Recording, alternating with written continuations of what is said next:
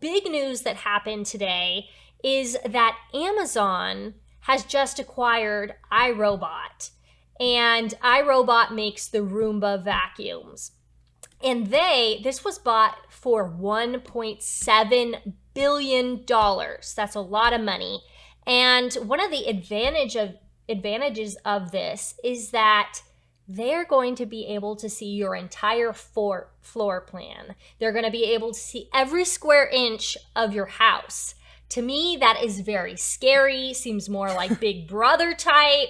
I am not down for that. Amazon seeing everything about my house. This is also going to connect all the smart devices. So you're going to be able to see that my Alexa is in my kitchen and my air purifier. They actually also bought an air purifier. My air purifier is in my bedroom, different things like that. I find that to be very Big Brother, not the way that we should be moving. What are your thoughts on this, Abby?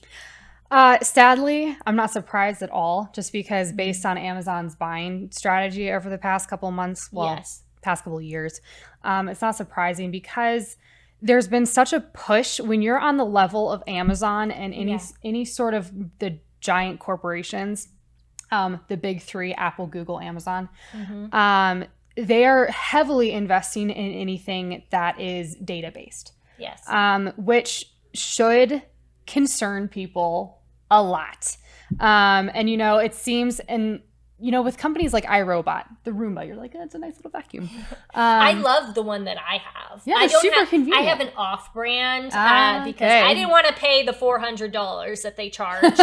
That's way too much for me. So I got, actually from Amazon, an off-brand one that was like $100. Oh, nice. I love it. They're super convenient. They are. Yeah. Definitely beats vacuuming, like this. Yeah, they go under your bed. Yeah. They go everywhere. It's the best technology. Yeah, absolutely.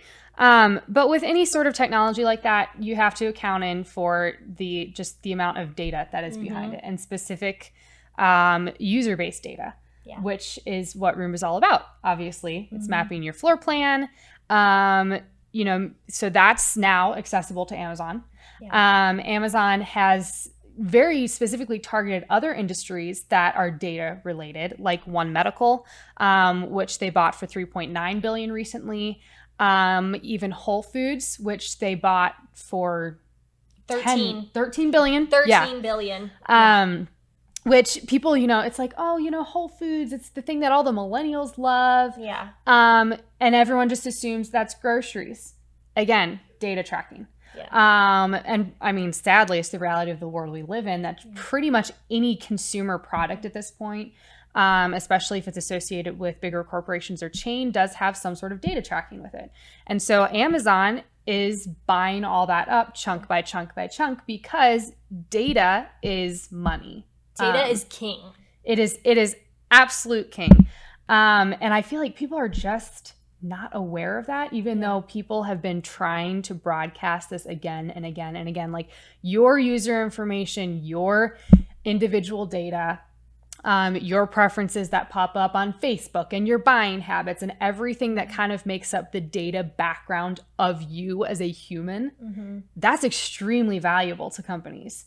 And this is Amazon's way of buying into that market in a huge way, because Apple and Google and Facebook kind of already had the monopoly on that. And Amazon is now stepping in and being like, well, we can buy whoever we want and start tracking all consumer data. Yeah, that makes me think about, Amazon's policy that they have, where they will raise prices depending on your background. So someone that, they see that they will pay high prices, high market value for something, they're going to price that higher, opposed to someone that every single time only pays for some $10 something, and they're able to look at the makeup of that person and charge that. I do not think that people should be having equal across the board for their prices. Makes me think of, Whole Foods is notoriously incredibly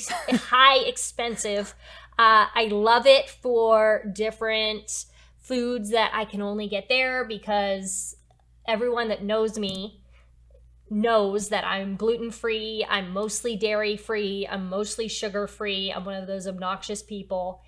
And that shop at Whole Foods. Actually, I prefer Sprouts, though, because... Oh, you're a Sprouts person. I'm a Sprouts person because they're not owned by Amazon, and I'm definitely against the big tech. But yeah, thinking someone, they can see your receipts from the food that you're buying at Whole Foods and calculate that into even more data mining. More and more, you can see this, and they sell this data. Apple has recently tried to curb that by putting new privacy settings on that so people are not tracked as much as they were, which I think is hurting sales for all the big tech. Mm-hmm. But this is just another step, which is really reaching big brother status, freaks me out status. Like, there's a reason that I do not own Alexa and different things like that. Well, you know, I have an Apple Watch, though. So Siri hears me. So there's really nothing I can do. It's a lose unless you go totally off the grid. It really is. And I actually know people that are off the grid. Mm-hmm. They will only, like, I have this friend that will only turn their cell phone on, like, once a week to if they need to, like, leave the house. Right. They don't do it anywhere else. And so, but, you know, someone working in media, that is extremely hard to do because we're plugged in seeing what is the next big story. And it's extremely difficult to do that. And I hope that we do find new avenues, just like the way that Apple put privacy settings. I'm a big fan of DuckDuckGo. I hope that this can help us move in a different direction than the way that we are going right now, because privacy doesn't feel like it exists right now. Right.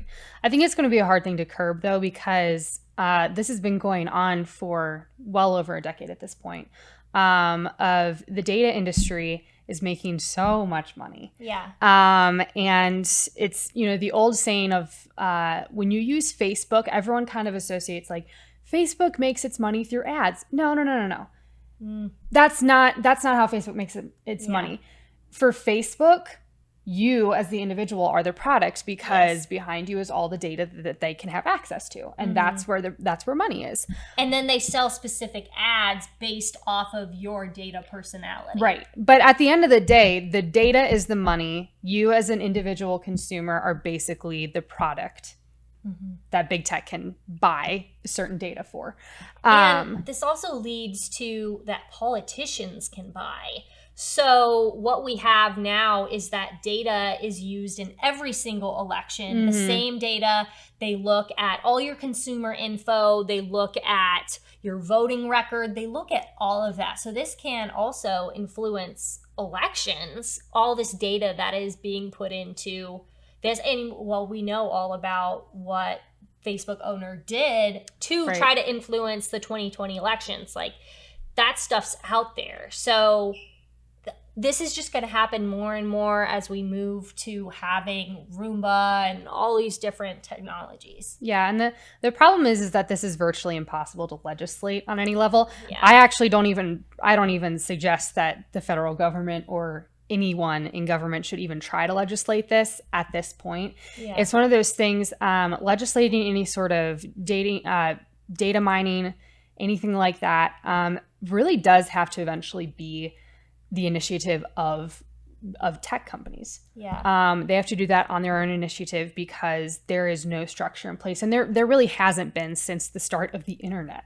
Yeah. The internet is like the most lawless place that no one can regulate unless they in and of themselves decide to regulate it, like Apple did. I still don't really like Apple, but like, are you an Android person? No, I'm a nothing person. Oh. But where private companies, you have to see kind of regulating themselves, they're like, ooh, you know, we got to get a better look on this. So we'll enhance privacy settings and things like that. What do you think of breaking up monopolies? Because I know that's something that a lot of people have talked about doing for Google and things like that. Because, you know, we saw that breaking up monopolies officially, you know, first happened years and years and years ago with banks and different things like that. And I've heard a lot of people speculate that breaking up monopolies could help because, like, Google has like 90% of everything. that they have. Do you believe that breaking monopolies, as you said before, you don't think that it can be legislated? Am I correct in that? Yeah, I don't think it can be legislated. There's other ways to break up monopolies. And I mean, historically speaking, monopolies are never sustainable. There has never been a cartel structure that has been able to last through decades. It eventually, it'll have a really, really prosperous few decades, and then it will eventually collapse because there's just so much top-heavy pressure. The problem with kind of the economic structure of big tech right now is that if it was just Google, Google's a huge player, that would be one thing, but you kind of have this like split monopoly. So you have the cartel structure, socioeconomically speaking, which, again, not sustainable, but a lot harder to break up when there are multiples and you have, Amazon, Apple, Google, a couple other big ones who are kind of all, splitting the economic sphere, particularly in the data field. And that is extremely hard to break up because they don't have anyone who is able to even grow big enough to be a competitor. And the only way to like really officially break monopoly or a cartel structure is to have a big enough competitor. But what Amazon does, they're the perfect example, talking about them buying the Roomba makers, is that they just buy anybody who could become big enough. And I feel like there's a lot of repercussions with that. Is this becomes bigger and bigger. They own more and more and more of these types of companies, and even stretching all the way to One Medical. That's not necessarily a company that you would usually think Amazon of acquiring.